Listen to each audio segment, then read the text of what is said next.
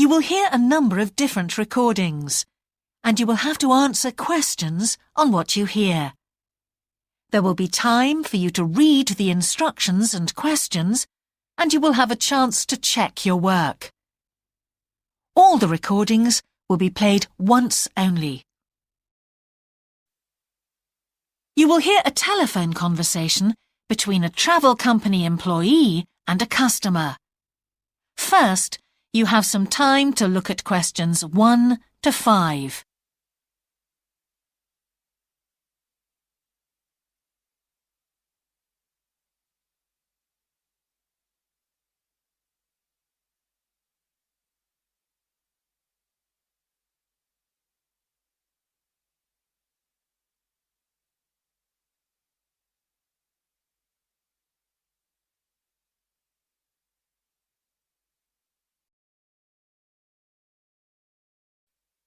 Now we shall begin.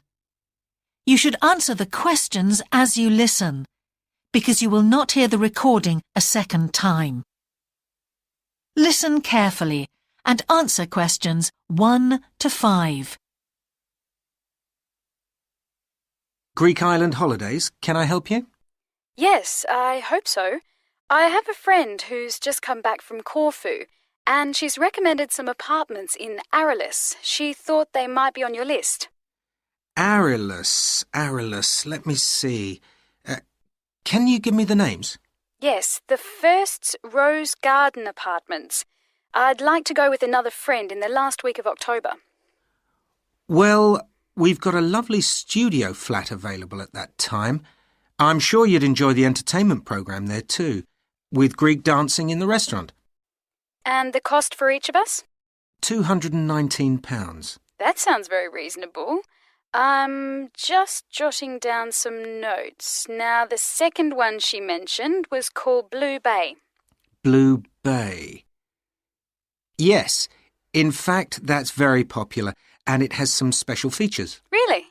The main attraction is the large swimming pool with salt water. Much healthier, I understand. That's right. And it isn't far from the beach either, only 300 metres. And only around half a kilometre to some shops, so you don't have to be too energetic. Is it much more expensive than the first one? Let me just check.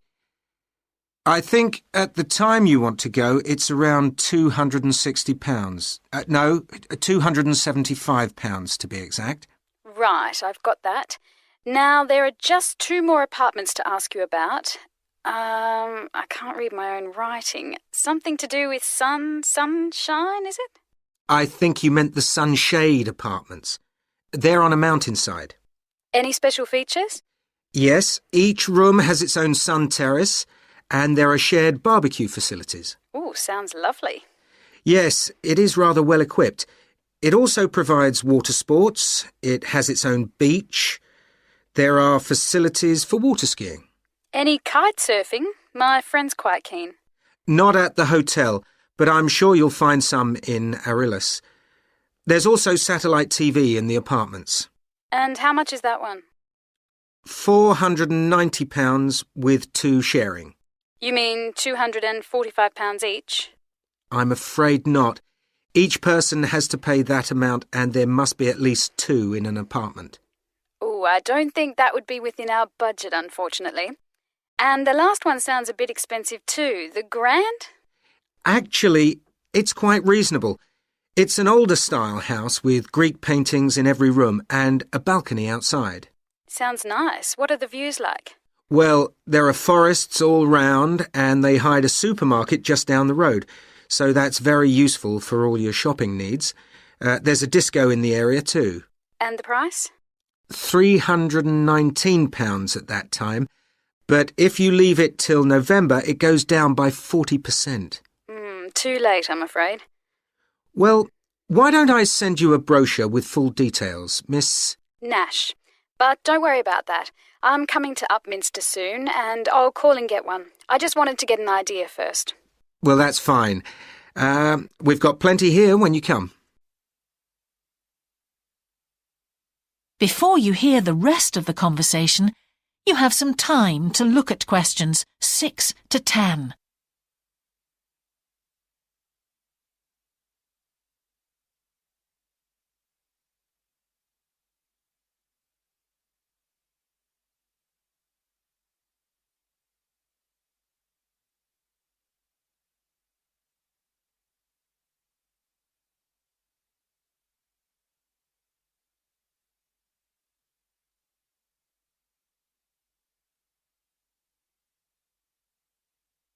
Now listen and answer questions 6 to 10.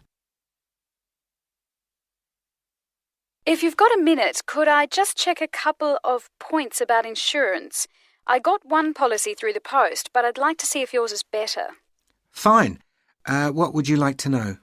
Well, the one I've got has benefits and then the maximum amount you can claim. Is that like yours?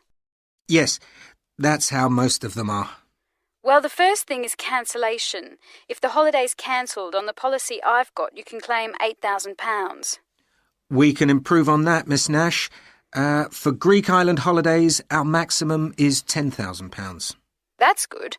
Of course, our holiday won't even cost £1,000 together. It's still sensible to have good cover. Now, if you go to hospital, we allow £600. Yes, mine's similar. And we also allow a relative to travel to your holiday resort. My policy just says their representative will help you. You can see there's another difference there. And what happens if you don't get on the plane? Nothing, as far as I can see on this form. Don't you have missed departure? No, I'll just jot that down. We pay up to £1,000 for that, depending on the reason.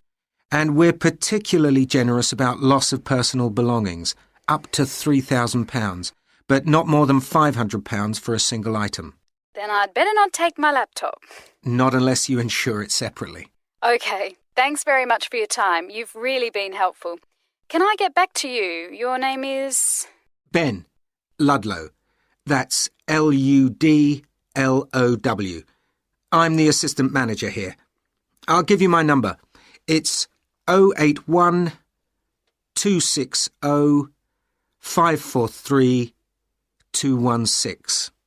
But didn't I phone 081 260 567 294? That's what I've got on the paper. That's the main switchboard. I've given you my direct line. Right. Thank you very much for your time. That is the end of part 1. You now have half a minute to check your answers.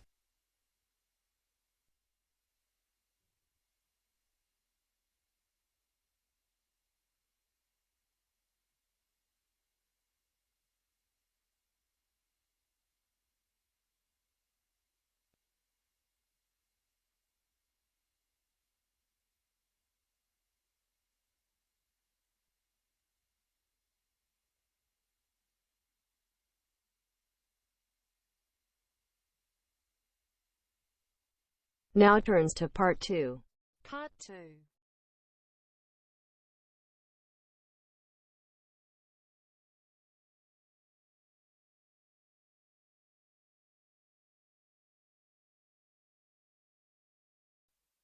You will hear a talk on local radio about a children's theme park.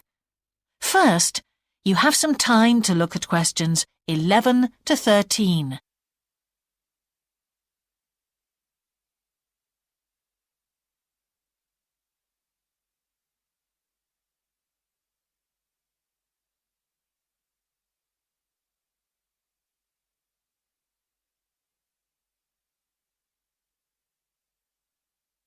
Now listen carefully and answer questions 11 to 13.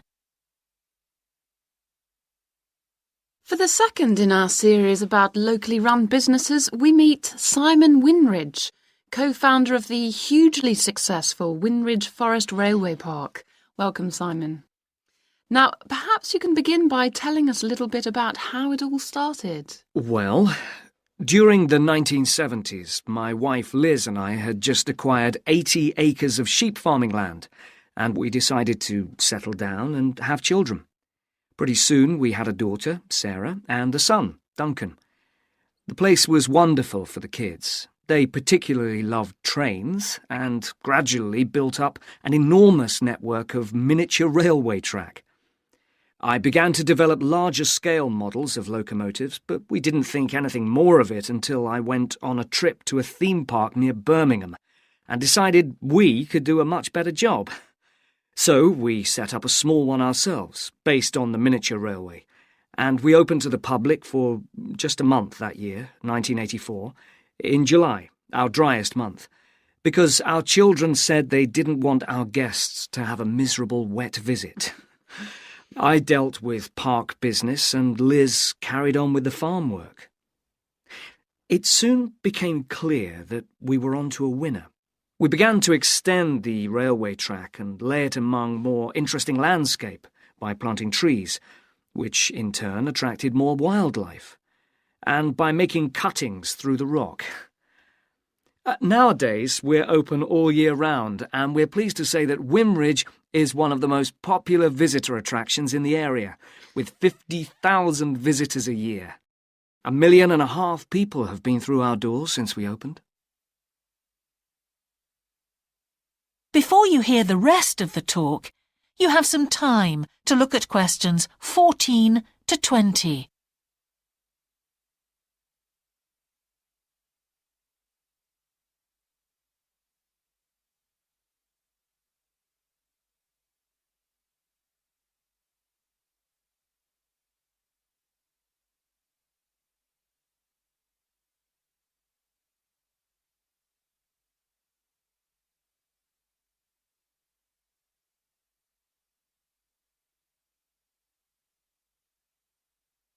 Now listen and answer questions 14 to 20. All these visitors mean we have had to expand our operation, and it's now a truly family concern. I'm near to retirement age, so I only concern myself with looking after the mechanical side of things, keeping the trains going. Liz now devotes all her energies to recruiting and supporting the large squadron of workers, which keep the place running smoothly. We're really pleased that, after some years away teaching, Sarah has now returned to the park and makes sure the visitors are kept fed and watered, which keeps her pretty busy, as you can imagine.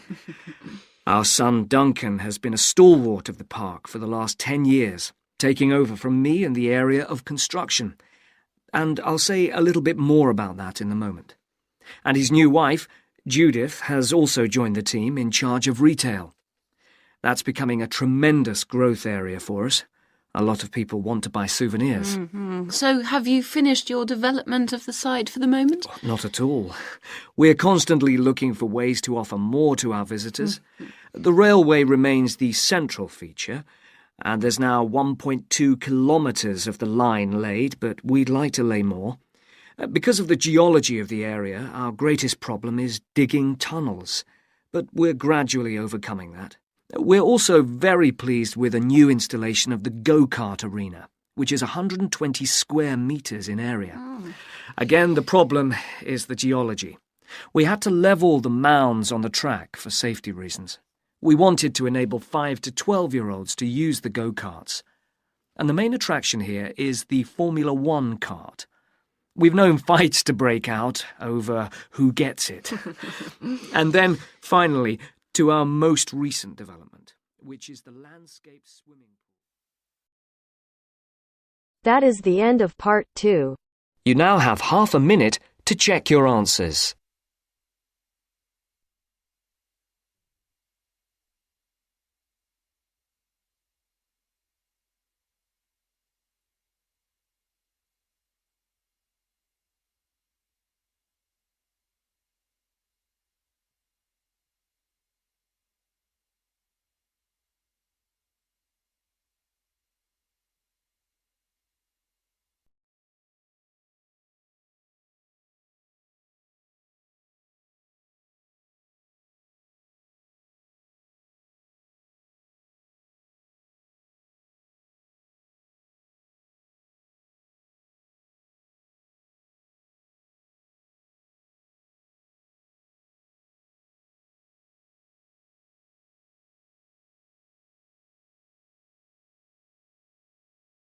Now turns to part 3. Part 3. You will hear 2 university students discussing their course and a project they are doing together. First, you have some time to look at questions 21 to 25.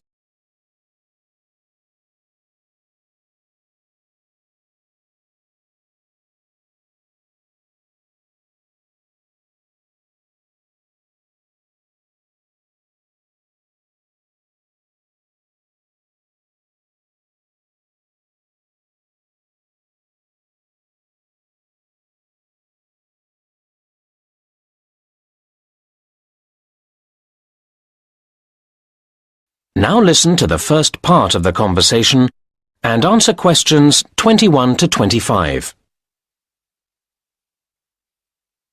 Hi, Martin. Hi, Kate. How are you? Fine. I'm relieved to have done my presentation. I'm sure. How did it go? Oh, okay in the end, but I was ever so nervous beforehand. It's silly because I do know my stuff quite well.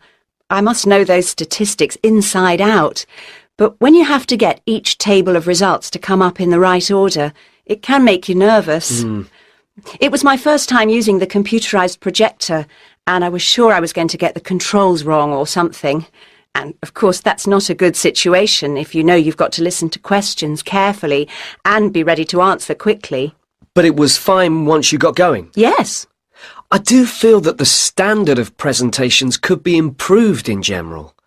I think a lot of the lecturers agree with me, although I don't honestly know what they can be expected to do about it. Students need to appreciate the difference between style and content. Too many presentations are just a mass of detailed content, all very worthy, without any attempt to engage people's interest. Basic things like looking at your audience's faces seem to get forgotten, and that makes it harder to concentrate on the points made about the research itself. Yes, there are quite a few improvements I'd like to see. Take tutorials, for example. I feel they're often a missed opportunity. I come out not feeling sure about what I've learnt. Week in, week out, I faithfully plough through the reading list, which is fair enough, but then the discussion doesn't seem to extract the main issues. It's frustrating. I know what you mean. Mind you, we have to take some responsibility ourselves. I actually got quite a lot from that skills workshop I went to on taking notes, and I'd like to make similar improvements in the next semester. The reading list we get has several websites each time, and I want to learn to navigate my way round them more effectively. Now, that sounds a good idea. Mind you, it means spending more time in the library. If you can get in. You mean because it's too crowded? It isn't big enough, is it? Well, I don't know. I mean, I like to work late in the evening, and it shuts before I want to finish. But I know you can access the catalogue from a laptop. Which, personally, I haven't got. Actually, the problem for me is that I like to get up early and start work straight away, and they don't start until 9. I wish they'd change that. Now you have some time to look at questions 26 to 30.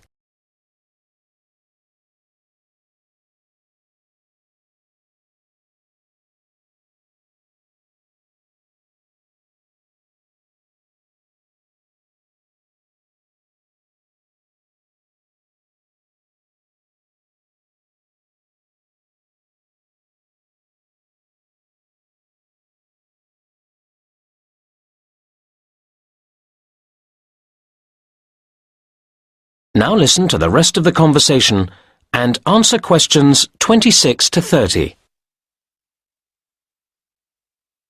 Look, we ought to start working out what to do next for our project. Yes, enough moaning. OK, the main thing is to allocate the various tasks between us, isn't it? Yes, well, we're going to need the questionnaire before we can do much else, aren't we? Do you want to handle that? I'd assumed we'd do it together. Well, you have more experience than me. Maybe you could think up the main questions, you know, a first version of the whole thing, and then I could read it through. And make suggestions? Well, OK. My experience on projects has all been with closed groups. I don't really know how you go about selecting subjects from larger populations. Actually, it's quite straightforward. You use tables of randomised numbers. Could you show me? Yeah, I'll take you through the process. That way you'll learn and I'll feel surer for having someone else there. Now that brings us to the interviews themselves. Right. Would you like to do them? Or are there too many? Well, your typing's pretty fast, isn't it? So if you agree to handle the transcribing afterwards, I'm prepared to do the face-to-face stage. Does that sound fair? It does to me. But tell me if you find it takes longer than you thought. And vice versa. And when we get the results all together, they'll need to be run through statistics programs, won't they? Well, that's where I always feel a bit unsure about which tests are the correct ones to choose. Same here. But we can get advice from the lecturers about that. Shall we do all that as a joint effort? I think it'd make us feel more secure about what we were doing. Yes, it would be terrible to get that wrong after all the hard work leading up to it. And then we've got to present the whole thing to the group. Will you feel up to doing that? I think we should do a joint presentation. It's all both our work after all. I guess you're right. But would you mind getting the slides and so on ready? I find that takes me ages and still doesn't look any good. Whereas I quite enjoy that kind of thing. OK. Now, we need to think about a few... The end of part 3. You now have half a minute to check your answers.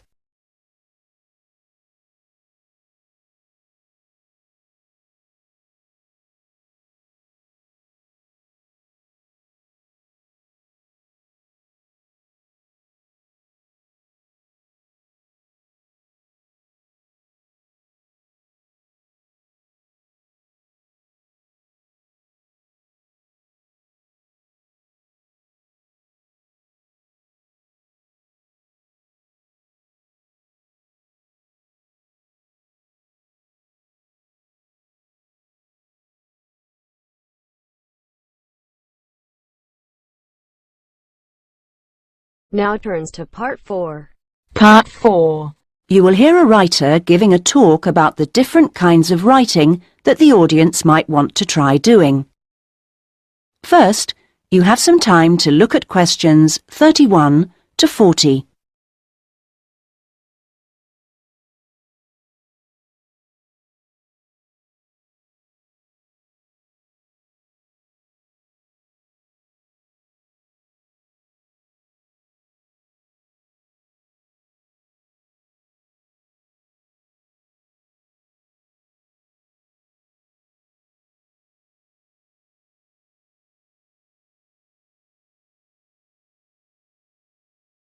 Now listen and answer questions 31 to 40. So, I'm now going to say a few words about the various different kinds of writing you may want to consider. Each has its own challenges and rewards, and it's really a question of seeing what suits you best. There are no rights and wrongs here. Let's start by considering the short story. Remember that a short story isn't just a very concise novel. There are 3 basic styles: the story itself, the slice of life section, and the surprise type, and all of them are equally valid as treatments of the genre. When producing a short story, you don't have time for a slow build-up of interest, so you need to get in there straight away and begin with a crisis. Then there's non-fiction, which can sell very well, with biographies in particular frequently hitting the bestseller lists. It's important, however, to be sure your chosen topic is genuinely interesting to people, and you know enough about it to do it justice. So when you're submitting your idea to a publisher, it's worthwhile to give them details of specialist knowledge you have. What about articles? Now, this is a very wide area, of course, going from the very learned and obscure to the populist gossip type. Articles based on giving advice are a proven area, and to give them a sufficient focus, you should produce your article for a definite market. That will help to define your purpose. Turning to something different, there's the question of poetry. It's often hard to define what poetry is exactly. Maybe it's easier to say what it isn't. But it should be subtle, so the message of a poem oughtn't to be overly obvious. True poems let the ideas sit there for the reader to ponder. What they must do is sound good, like singing. So I recommend reading what you write aloud to yourself to check the melody.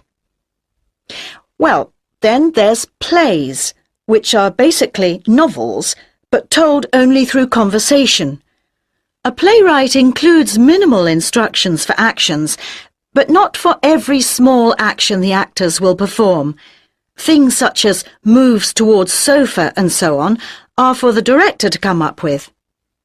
If you're thinking of trying your hand at a play, a good starting point would be to educate yourself a little in the art of acting, so that you know what the people who deliver your work can and can't do with it. What next? There's radio, of course. Radio uses an enormous range of material, and the BBC Writing for Radio Handbook contains information about all of this. To begin with, I suggest regional stations for sending your stuff to. The competition for national radio is extremely high. OK, another interesting area is children's literature. Now, very few, if any, children's books are published without pictures, but this doesn't mean that you, as writer, have to draw them. That's for the illustrator. What you do need to do is be clear who you want to write for. So fix on one age group, and then aim your stories at that.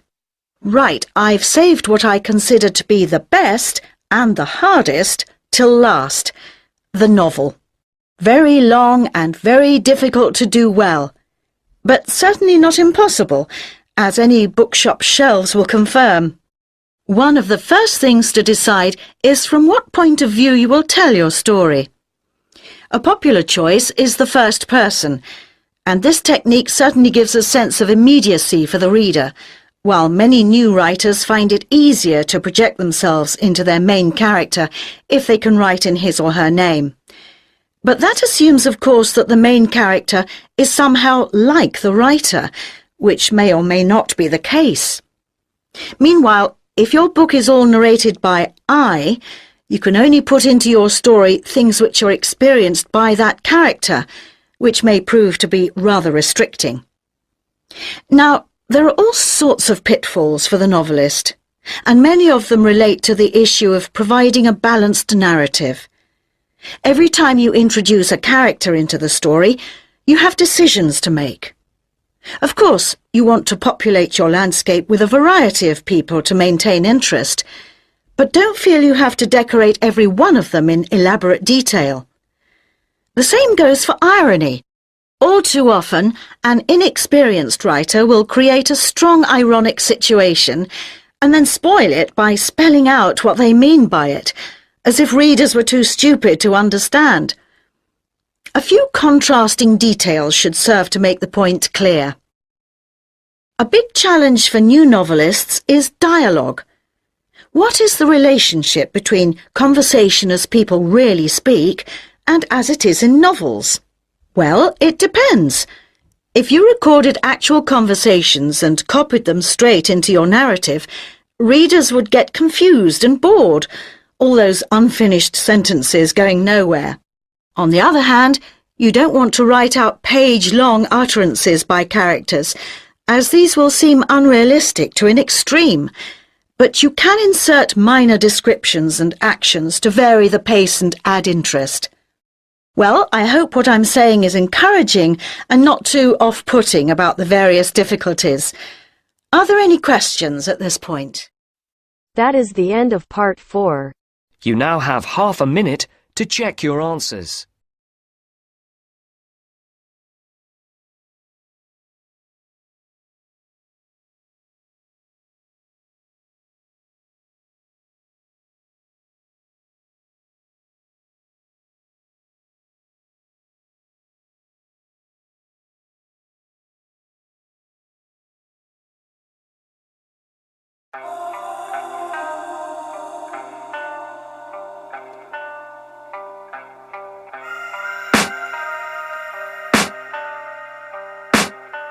I can hear the demons call when they do what they do, and now I feel like taking off, find a place with a view. The pain is never gonna stop if it's controlling you. I know